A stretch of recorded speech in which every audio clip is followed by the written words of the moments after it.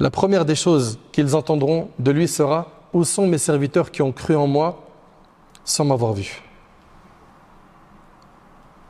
C'est la première chose qu'ils vont entendre d'Allah. « Où sont mes serviteurs qui ont cru en moi sans me voir ?» Allahu Akbar. C'est le jour. Ce jour est le jour du surplus. Ils répondront en chœur « Nous avons agréé, agréez-nous » On est satisfait, sois satisfait de nous. Il leur répondra aux gens du paradis. Si je n'étais pas satisfait de vous, je ne vous aurais pas fait entrer dans mon paradis. C'est le jour du surplus. Demandez-moi. Ils répondront en chœur, montre-nous ta face afin de la contempler. Les voiles s'enlèveront et il se montrera. Il les recouvrira de sa clarté. Dans cette réunion, Allah parlera avec eux un par un. Un par un. Ils verront Allah et ils n'auront pas vu quelque chose de plus beau que le visage d'Allah tabarak wa ta'ala. Ça, c'est ce qu'on retrouve dans le livre d'Ibn al-Qayyim du paradis. Mes chers frères, mes chères sœurs, on peut parler du paradis pendant encore très longtemps. Mais on est dans une khutbah. Et on est obligé de sélectionner et d'écourter.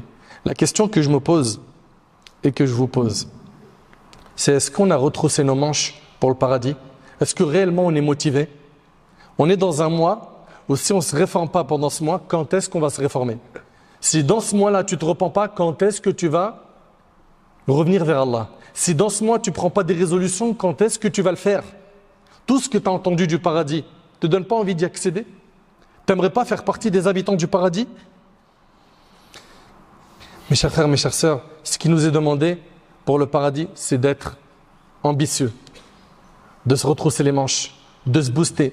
Ce qui nous est demandé pour le paradis, c'est de se booster. Allah Ta'ala il dit وَسَارِعُوا إِلَى مَغْفِرَةٍ مِّن رَبِّكُمْ وَجَنَّةٍ وَجَنَّةٍ عَرْضُهَا السَّمَاوَاتُ وَالْأَرْضُ أُعِدَّتْ لِلْمُتَّقِينَ. Hâtez-vous vers ce qui vous fera mériter le pardon de votre Seigneur et un paradis aussi vaste que les cieux et la terre préparés pour les pieux.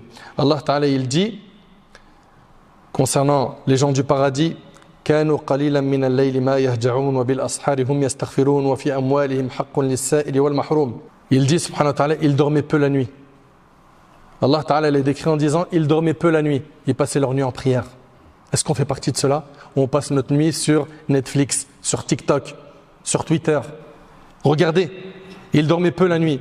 Aux dernières heures de la nuit, ils imploraient le pardon d'Allah. Ils étaient en istighfar, ils demandaient pardon à Allah. Et ils accordaient sur leurs biens un droit aux mendiants et aux démunis. Et ils dépensaient de leur argent dans les nobles causes. Où en sommes-nous par rapport à tout ça? Où en sommes-nous par rapport aux prières nocturnes? Où en sommes-nous par rapport à Tarawih? Où en sommes-nous par rapport au fait de lire le Coran? Tu as envie de dormir, tu dis, allez, je vais faire l'effort au moins de lire quelques pages parce que je n'ai pas lu aujourd'hui. On en est où par rapport au sacrifice? On en est où par rapport aux aumônes? Depuis le début de Ramadan, l'argent qui est coffré dans ton compte, qu'est-ce que tu as donné pour Allah subhanahu wa ta'ala?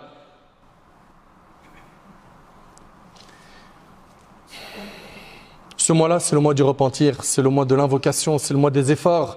On va faire plus d'efforts dans les invocations, dans les prières. On va jeûner avec tous nos membres, on va faire des aumônes, on va se réconcilier avec les membres de notre famille. C'est de cette manière-là qu'on aura le paradis. Et il sera dit aux gens du paradis,